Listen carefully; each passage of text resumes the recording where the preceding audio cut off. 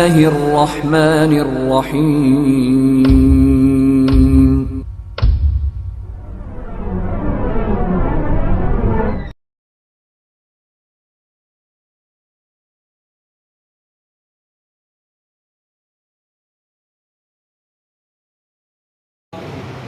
محترم حاضرین جمعہ،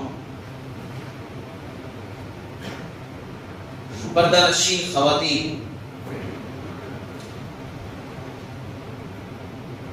سب سے پہلے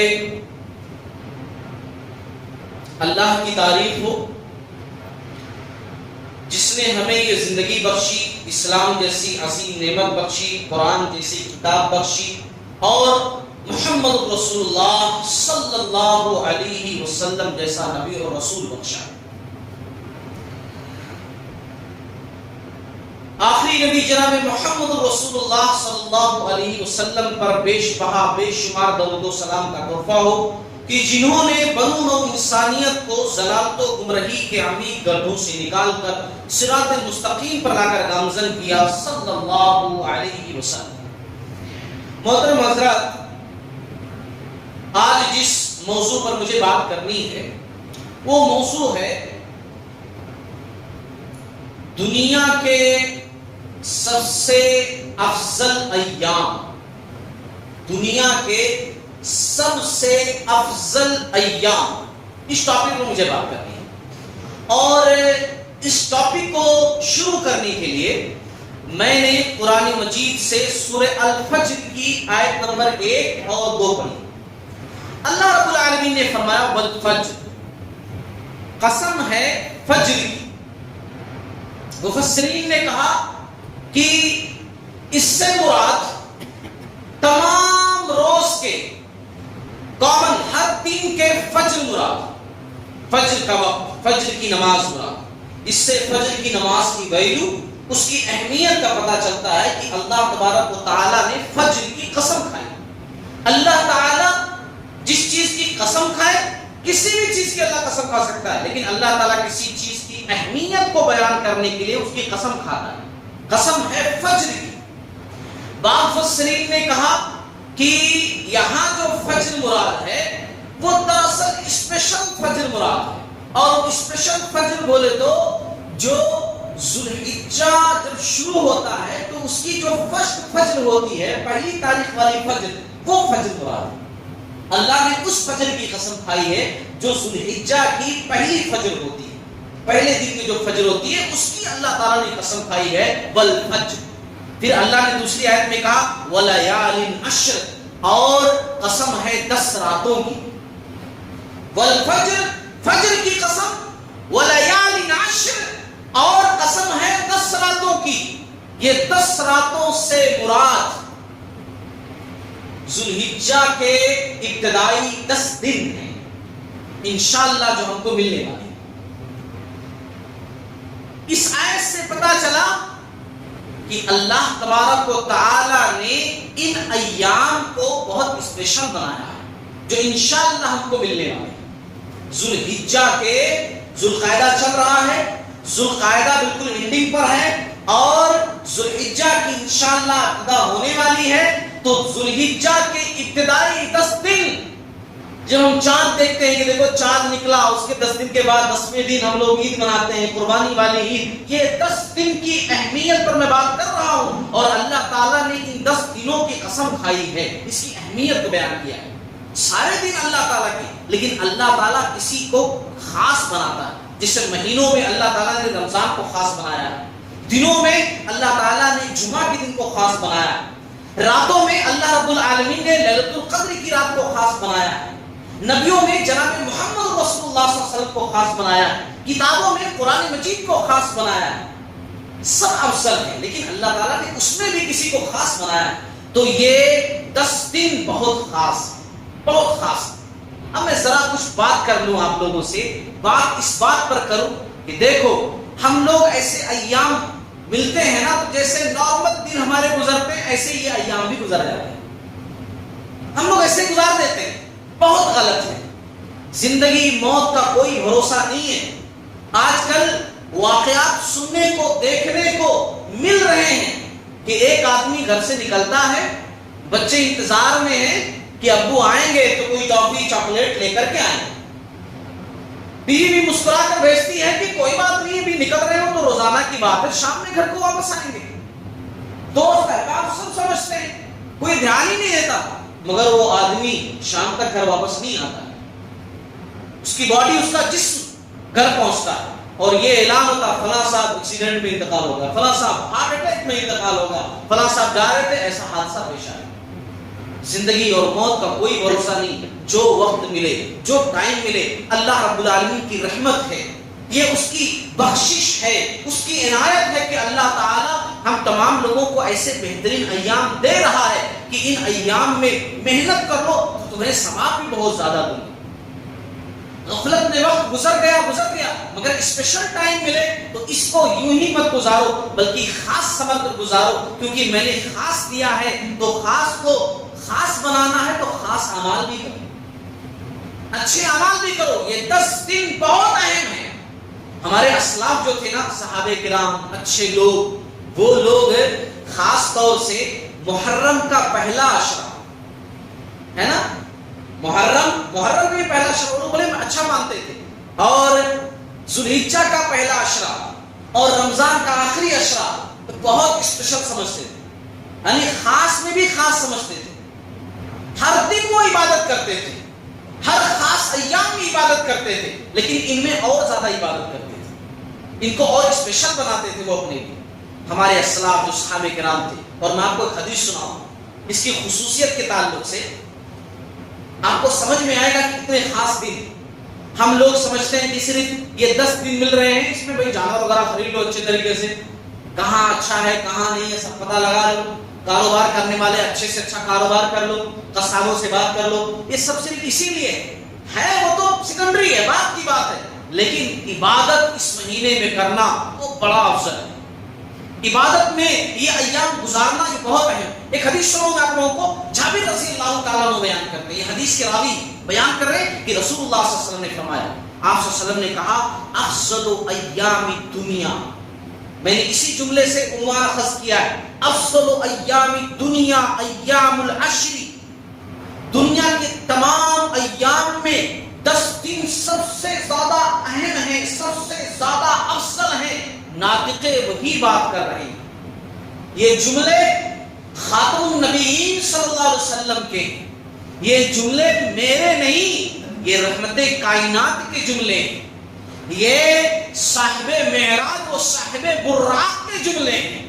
آپ صلی اللہ علیہ وسلم نے کہا افضل ایام الدنیا ایام العشر، دنیا کے تمام ایام میں 10 دن سب سے زیادہ افضل ہیں، یعنی عشرہ ذی الحجہ۔ آپ صلی اللہ علیہ وسلم نے وضاحت بھی کر دی، کھول کر کہہ دیا، یعنی عشرہ ذی الحجہ، ذی الحجہ کی ابتدائی 10 دن سب سے افضل، دنیا کے تمام ایام میں سب سے افضل عشرہ ذی الحجہ۔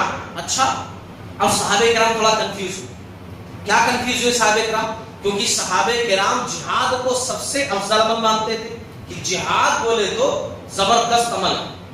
تو صحابہ کرام نے کہا یا رسول اللہ صلی اللہ علیہ وسلم، اگر کوئی شخص یہ 10 دن عشرہ ذی الحجہ بول کر کے گھر میں بیٹھ کر عبادت، یہاں رہ کر عبادت، ایسا نہیں، جہاد میں نکل گیا، جہاد کرنے چلا گیا، اب 10 دن وہاں وہ لگا رہا ہے جہاد میں، تو کیا پھر بھی یہ عشرہ ذی الحجہ والی عبادت زیادہ افضل ہے کہ وہ جہاد میں 10 دن جو لگایا وہ افضل ہے؟ جہاد میں 10 دن لگایا وہ افضل ہے، نارمل دنوں میں جہاد میں 10 دن لگایا، اور ایک طرف عشرہ ذی الحجہ یہ ہے، تو وہ افضل ہے یہ افضل ہے؟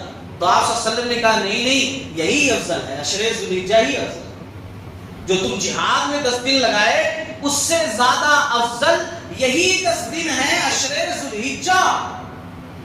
ہاں، اگر کوئی شخص جہاد کرنے کے لیے گیا، کبھی بھی گیا، 10 دن گیا اور وہ جان مال سب کچھ لے کر گیا، مگر سب کچھ قربان کر دیا، یعنی شہید ہو گیا اور شہادت کا درجہ پا لیا، تب وہ 10 دن اس کے زیادہ افضل ہو جائیں جب وہ شہید ہو گیا، کیونکہ شہادت ایک الگ مرتبہ، شہادت ایک الگ درجہ، تب وہ آگے ہو جائے گا۔ ورنہ اگر جہاد میں گیا 10 دن لگایا واپس آیا تو اس سے زیادہ افضل یہی عشر ذوالحجہ ہیں جو عبادت کیا، یہ زیادہ افضل، یہ ہم کو ملنے والے ہیں انشاءاللہ۔ اللہ سے دعا کریں اللہ تعالیٰ نصیب فرمائے اور ان ایام سے فائدہ اٹھانے کی توفیق عطا فرمائے۔ اچھا، افضل کی وجہ کیا ہے؟ کیوں یہ عشر ذوالحجہ اتنے افضل ہیں؟ دیکھو، اس لیے کہ اس میں ایک بہترین کام ہوتا ہے، اسلام کا بہت بڑا کام جو عام دنوں میں ہو ہی نہیں سکتا، کوئی کرنا بھی چاہے تو نہیں کر سکتا۔ ان 10 دنوں کے اندر وہ کام ہوتا ہے کہ اگر نارمل دنوں میں کوئی کرنا بھی چاہے، رمضان میں بھی کرنا چاہے تو نہیں کر پائے گا، چانس ہی نہیں ہے، رولز ہی نہیں ہے۔ انہی دنوں کے اندر ان ایام کو کرنا ہے، اور وہ عمل کیا ہے؟ حج جیسا فریضہ۔ 8 ذوالحجہ حج کا پہلا دن، وہاں سے شروع ہوتا ہے، اور پھر اس کے بعد 9 ذوالحجہ یہ یوم عرفہ، بہت بڑا دن جس کے تعلق سے آپ صلی اللہ علیہ وسلم نے فرمایا کہ سب سے زیادہ اپنے بندوں کو اللہ رب العالمین عرفے والے دن آزاد کرتا ہے، بخشش کرتا ہے اللہ تعالیٰ، بندوں پر رحم فرماتا ہے اللہ تعالیٰ عرفے والے دن۔ ہاں، عرفے والے دن حدیث کے اندر آتا ہے، آپ صلی اللہ علیہ وسلم نے فرمایا کہ جو فرشتے اللہ کے عرش کے پاس ہیں وہ سب سے خاص ہیں، اور آدم علیہ السلام کو جب بنایا گیا تھا نا، اور جب فرشتوں نے کہا تھا کہ اے اللہ تعالیٰ آپ ایسی مخلوق کیوں بنا رہے ہو جو فساد کرے گی، کیونکہ ان لوگوں نے جناتوں کو پہلے سے دیکھا تھا، انسانوں سے پہلے جناتوں کو بنایا گیا ہے، جنات فتنہ و فساد ہی کر رہے تھے، تو فرشتوں نے اسی پر قیاس کرتے ہوئے کہا، فرشتوں نے اسی پر اندازہ لگاتے ہوئے کہا کہ عبادت کرنے کے لیے ہم لوگ کافی ہیں، اے اللہ ایک الگ سے مخلوق کیوں بنا رہے ہو آپ؟ تو اللہ تعالیٰ نے کہا تھا سورہ بقرہ کی آیات جو میں جانتا ہوں تم نہیں جانتے، وہ فرشتے جو عرش کے آس پاس رہتے ہیں، عرفہ والے دن اللہ رب العالمین ان کے سامنے فخر کرتا ہے اور کہتا ہے کہ دیکھو دیکھو دیکھو میرے بندے آئے ہوئے، دیکھو دیکھو دیکھو دیکھو یہ میرے بندے، جانتے ہو کیا چاہتے ہیں یہ، کیا چاہتے اللہ اکبر، حالانکہ اللہ کو سب پتا ہے کیا چاہتے ہیں یہ بندے۔ عرفہ میں جو دعائیں مانگ رہے ہیں، عرفہ میں جو بیٹھے ہوئے اتنی دور دراز کا سفر کر کے آئے ہوئے ہیں، سب کوئی الگ رنگ کا ہے، کوئی الگ نسل کا ہے، خاندان الگ ہے، قبیلے الگ ہیں، ملک الگ ہیں، بھاشائیں الگ ہیں، زبان الگ ہیں، مگر لباس ایک پہن کر کے، ایک ہی طریقہ، ایک ہی لباس، زبان پر ایک ہی کلمہ لبیک اللہم لبیک، اے اللہ ہم حاضر ہو گئے تیری آواز پر، اے اللہ ہم موجود ہیں تیری آواز پر، تیرا کوئی شریک نہیں، تو لا شریک ہے، ہم تیرے بندے تیرے گھر کے پاس جمع ہیں، ایک ہی آواز بلند ہو رہی ہے، ذکر و اذکار کر رہے ہیں، دعائیں کر رہے ہیں، دعائیں مانگ رہے ہیں، لباس ایک جیسا ہے۔ اللہ تعالیٰ فخر کرتا ہے فرشتوں کے سامنے، وہ فرشتے جو اللہ سے سوال کیے تھے، اعتراض نہیں سوال کیے تھے، اے اللہ اس مخلوق کیوں بنا رہا ہے تو؟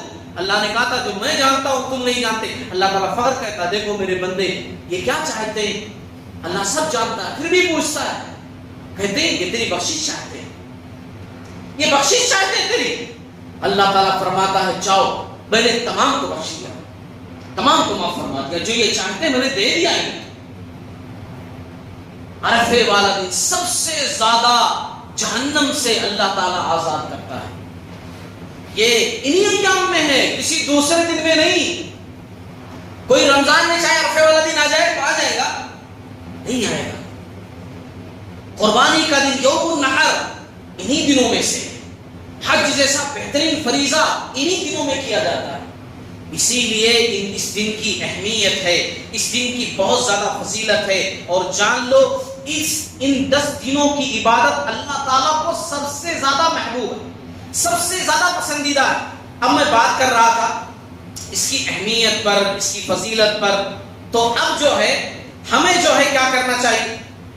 ہم 10 دنوں کو جب پائیں، یہ دنیا کے جو سب سے بہترین ایام ہیں، تو ہمیں کیا کرنا چاہیے؟ مختصراً چند باتیں میں رکھوں گا۔ دیکھو ان ایام میں تو سب سے بڑا کام جو ہو سکتا ہے وہ حج جیسا فریضہ، سب سے بڑا کام، اور سب سے پہلے نمبر پر کہوں اس سے بڑھ کر کچھ نہیں، اس سے بڑھ کر کچھ نہیں۔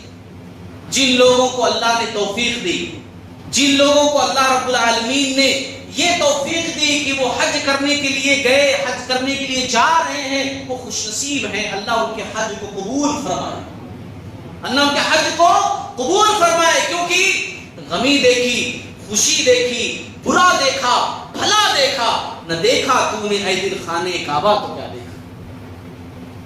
اللہ ان کے حج کو قبول فرمائے۔ سب سے بڑا فریضہ ان ایام میں جو ہے، سب سے بڑی چیز جو ہے وہ حج۔ اور دوسری چیز جو ہم یہاں رہ کر بھی کر سکتے ہیں وہ کیا ہے کہ قربانی کا ارادہ ہمارا ہے تو ہم کیا کریں، جب چاند دیکھیں تو چاند دیکھنے سے لے کر یعنی پہلی ذوالحجہ سے لے کر قربانی کرنے تک، پہلی ذوالحجہ سے لے کر قربانی کرنے تک، جب تک کہ اپنا جانور قربان نہ کر دیں، پہلے دن کریں یا دوسرے دن کریں یا تیسرے دن کریں، قربانی کرنے تک اپنے جو ہے ناخن، اپنے بال، بغل کے بال، زیر ناف، کٹنگ، یہ سب کچھ بھی نہ کریں، ہاں کچھ بھی نہ کروائیں۔ ام سلمہ رضی اللہ تعالی عنہا بیان فرماتی ہیں، آپ صلی اللہ علیہ وسلم نے فرمایا جب تم ذوالحجہ کا چاند دیکھ لو اور تم میں سے کوئی قربانی کا ارادہ رکھتا ہو تو وہ اپنے بال اور ناخن کاٹنے سے رک جائے۔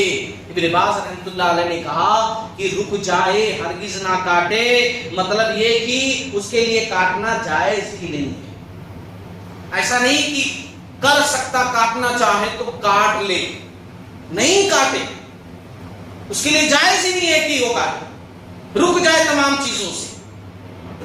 اب یہاں پر ہمارے بعض بھائی ہیں کہ جو بال کے ساتھ، ناخن کے ساتھ داڑھی بھی چھوڑ لیتے ہیں، 10 دن والی داڑھی، 11 دن والی داڑھی ہے نا، اور پھر اس کے بعد قربانی جیسے ہی جانور قربان کیے اس کو بھی قربان کر دیتے ہے نا، اس کو بھی قربان کر دیتے ہے نا، غلط بات ہے۔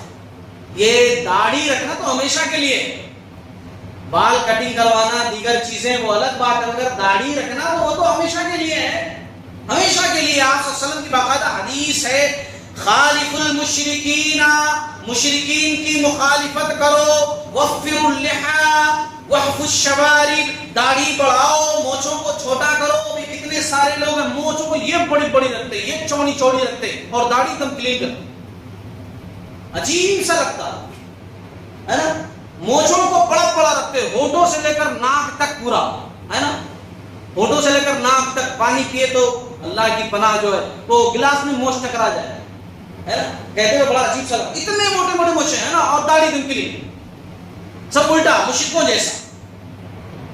آپ صلی اللہ علیہ وسلم نے کہا ہے مشرکوں کی مخالفت کرو، داڑھی کو بڑھاؤ، مونچھوں کو تراشو، مونچھوں کو کاٹو ہے نا۔ اچھی ایک بات یہ ہو گئی۔ اب سوال یہ ہے کہ کوئی شخص قربانی کا ارادہ نہیں ہے اس کا، ٹھیک ہے، اللہ تعالیٰ نے اس کو توفیق نہیں دی ہے، قربانی نہیں کرنا اس کو، تو کیا وہ بھی اپنے بال ناخن نہ کاٹے؟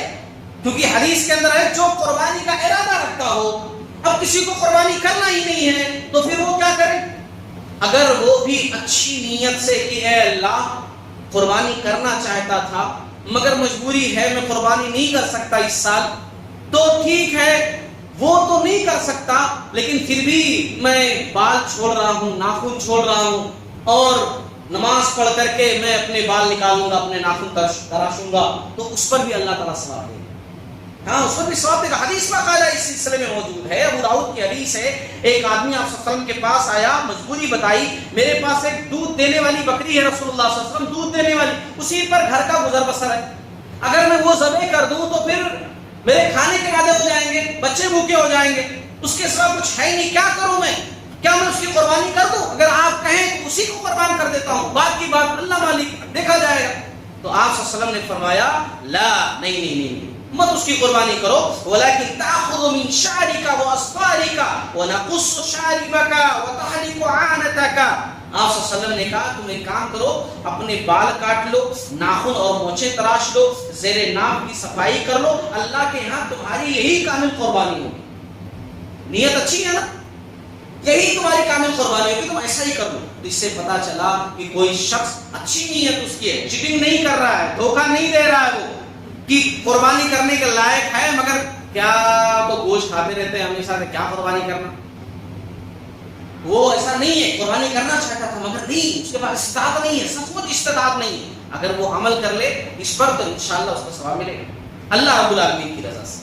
وہ جتنا دینا چاہے گا اللہ رب العالمین دے گا. تو پہلا کام تو یہ کرنا ہے، عشر ذوالحجہ کے اندر ناخن یہ سب نہیں کروانا ہے. دوسری چیز روزہ رکھنا ہے. اب روزہ مطلق بھی ہے اور مقید بھی ہے، عام ہے اور خاص بھی ہے.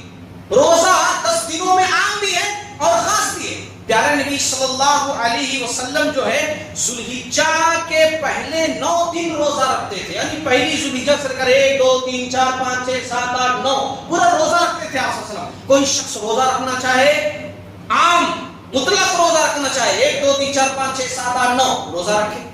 کوئی شخص 3 ہی روزہ رکھنا چاہے، کوئی شخص 2 ہی روزہ رکھنا چاہے رکھ سکتا ہے. جتنا روزہ رکھے گا اتنا زیادہ ثواب ہے. ہاں اس میں ایک خاص روزہ ہے، عرفے کا روزہ. یہ تمام کامن میں ایک کیا ہے، خاص روزہ ہے، عرفے کا روزہ. اور عرفے کے روزے کے تعلق سے اللہ کے نبی صلی اللہ علیہ وسلم نے فرمایا مجھے اللہ سے امید ہے کہ وہ پچھلے 1 سال اور آنے والے 1 سال کے گناہوں کے لیے کفارہ بن جائے گا. یہ روزہ ضرور رکھیے، عرفے والا روزہ ضرور رکھیے. ہاں اس میں اختلاف ہے کہ کب رکھا جائے. حاجی لوگ جب عرفہ کے میدان میں ہوتے ہیں تب رکھا جائے یا ہمارے پاس جب 9 ذوالحجہ ہوتی ہے تب رکھا جائے. تو میں کہوں گا اختلاف سے بچنے کے لیے 2 دن کا روزہ رکھ لو، 2 دن کا روزہ رکھ لو. آپ صلی اللہ علیہ وسلم 1 سے لے کر 9 تک رکھتے تھے. آپ کیا کر لو، عرفے والا دن بھی روزہ رکھ لو، وہاں کے حساب سے بھی رکھ لو، یہاں کے حساب سے بھی رکھ لو. 2 دن روزہ رکھ لو. اس سے کیا ہو جائے گا، شک دل کے اندر باقی نہیں ہوگا. اور آپ صلی اللہ علیہ وسلم سے ثابت ہے کہ آپ صلی اللہ علیہ وسلم 1 سے لے کر 9 تک روزہ رکھتے تھے. سب سے بہترین چیز ہے. تو عرفے والا روزہ جو ہے وہ مس نہیں ہونا چاہیے، وہ روزہ ضرور رکھنا چاہیے. اچھا ایک چیز اور بھی کہ جب ہم چاند دیکھتے ہیں نا تو اس میں خاص چیز یہ کرنا ہے کہ چاند دیکھنے سے لے کر 13 ذوالحجہ کی نماز عصر تک تکبیرات کہنا. تکبیرات کہنا. ہاں یہ چیز ہمارے اندر نہیں پائی جاتی. ہم لوگ عید والے دن بڑے خاص طور سے تکبیرات کہتے ہیں، باقی دن بھولے رہتے ہیں.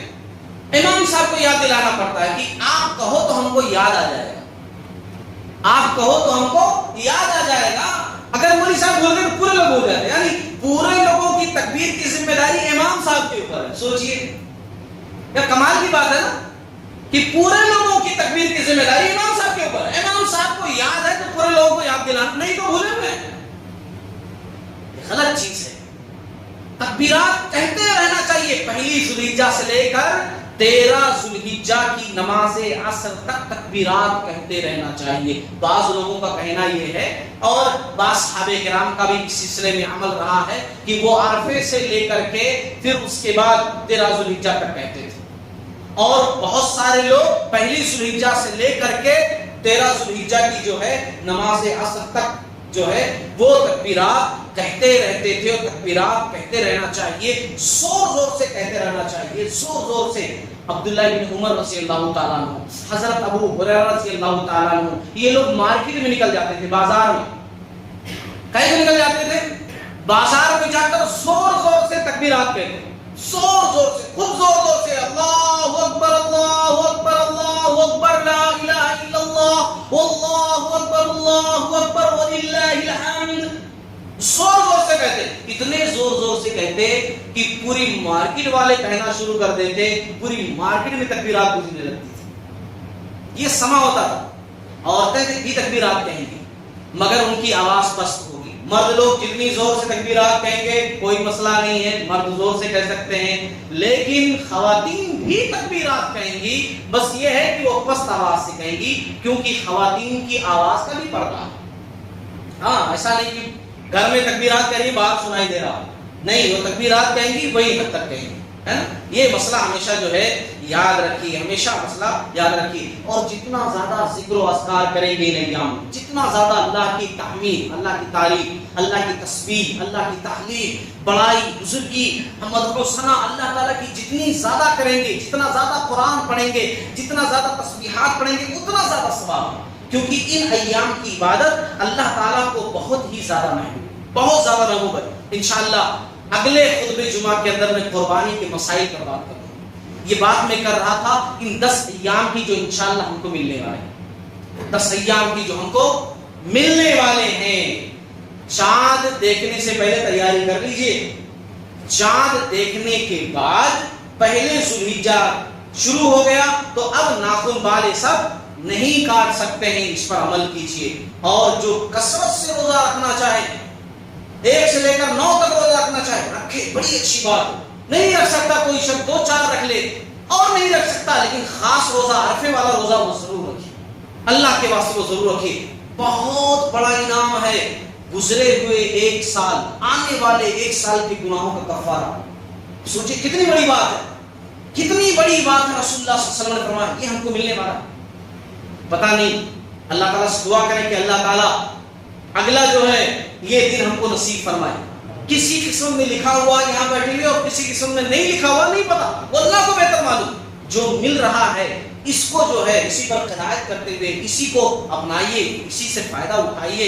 کل کس نے دیکھا، کل کا کیا بھروسہ ہے؟ آج جو ہے اس پر عمل کیجئے اور اس سے بھرپور فائدہ اٹھانے کی کوشش کیجئے۔ صحابہ کرام کا یہی عمل تھا کہ صحابہ کرام شام مل جائے تو صبح کا انتظار نہیں کرتے تھے، اور صبح مل جائے تو شام کا بھروسہ نہیں کرتے تھے کہ شام ملے کہ نہ ملے۔ ہاں، ہم لوگ دنیا ایسے جیتے ہیں کہ جیسے کبھی مرنا ہی نہ ہو، پھر سڈن اچانک مر جاتے ہیں، ختم ہو جاتے ہیں۔ صحابہ کرام ہمیشہ موت کے لیے تیار رہتے تھے۔ اگلے خطبہ جمعہ میں انشاءاللہ میں قربانی کے اوپر بات کروں گا، لیکن تھوڑا سا ذکر کر دوں قربانی کے جانور کے تعلق سے تھوڑی سی بات، کیونکہ بہت سارے لوگ خریداری شروع کر دی ہیں، تو وہ لوگ اتنا ذہن میں رکھیں کہ قربانی کے جو جانور ہیں نا وہ لیتے سمے چند باتوں کا خیال رکھیں۔ ایک پہلی بات کا خیال تو یہ رکھیں کہ اونٹ میں، بیل میں، بھیڑ میں، بکرے میں، یہ 4 میں قربانی ہو سکتی ہے، تو چاروں میں سے آپ خریدیے، میل یا فیمیل، ہے نا، میل بکرا یا بکری، دمبا دمبی، بھیڑ، میل فیمیل، ہے نا، اونٹ اونٹنی، 8 جانور بنتے ہیں، یہ 4 میں سے ہی خریدیے۔ اور خریدتے سمے خاص طور سے چند باتوں کا خیال رکھیں کہ جانور کے اندر عیب نہ ہو، جانور میں عیب نہ پایا جائے۔ ایسا نہ ہو کہ بہت زیادہ اسکن اس کی خراب ہے، جانور ایسا نہ ہو کہ وہ اندھا ہے، آپ اس کے سامنے ہاتھ پھرا کر ایسا دیکھ لیجیے ایسا، اب اگر وہ ادھر ادھر منڈی کر رہا ہے تو مطلب اس کا ہے کہ اس کو دکھائی دے رہا، اور وہ سالن بالکل سا ٹھہرا ہوا، آپ کچھ بھی کر رہے ہو اس کو کچھ نہیں دکھائی دے رہا، آنکھیں تو کھلی ہیں مگر کچھ بھی اس کو محسوس ہی نہیں ہو رہا، مطلب وہ اندھا نہیں دکھائی دے رہا، وہ جانور اس کو نہیں دکھائی دے رہا، وہ اندازے پر چل رہا ہے، تو اس کی قربانی آپ نہیں کر سکتے، چاہے کتنا ہی تندرست کیوں نہ ہو، ہے نا۔